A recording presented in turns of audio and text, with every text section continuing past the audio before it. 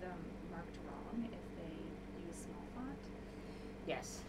This was one of 2 letters that I signed regarding Brett Kavanaugh's nomination following the hearing last week.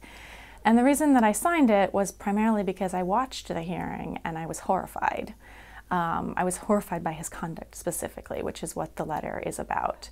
It is sort of, because there is some rhyme or reason to it.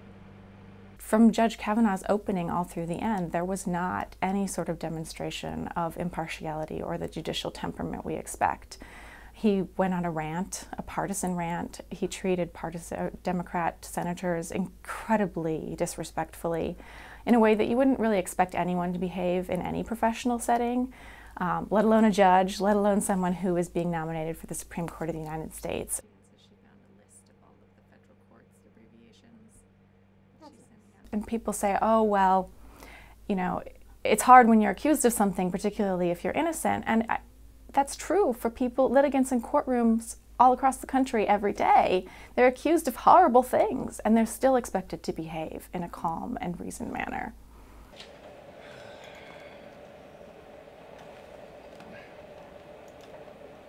The fact that he accused or blamed his predicament on a left-wing conspiracy, blamed those who supported the Clintons, essentially blamed the Democrats, meant that he took a partisan stance which was really unprecedented in the history of Supreme Court confirmation hearings. Not even Justice Thomas, during his defense of his candidacy, resorted to anything like that.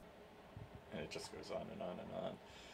And then I think if I scroll to the end, you'll get, you know, people might be ready to dismiss a group of law professors signing a letter such as this as saying, well, the law professors themselves are politically motivated.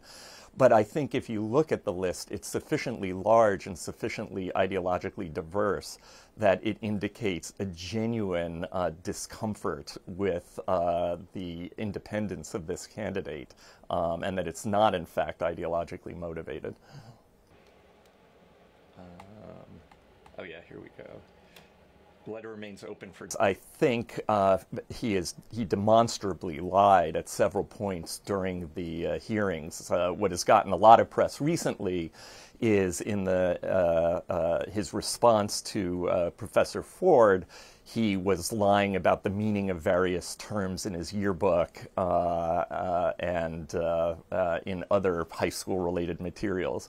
But I think even more important was something that Senator Leahy pointed out, which is it looks like he demonstrably lied both in his Supreme Court hearing and earlier in his D.C. Circuit hearings with regard to receiving hacked emails from the Democrats. And so those, I think, palpable lies, which could be confirmed if we had a more judicious process, no pun intended, are other disqualifying factors.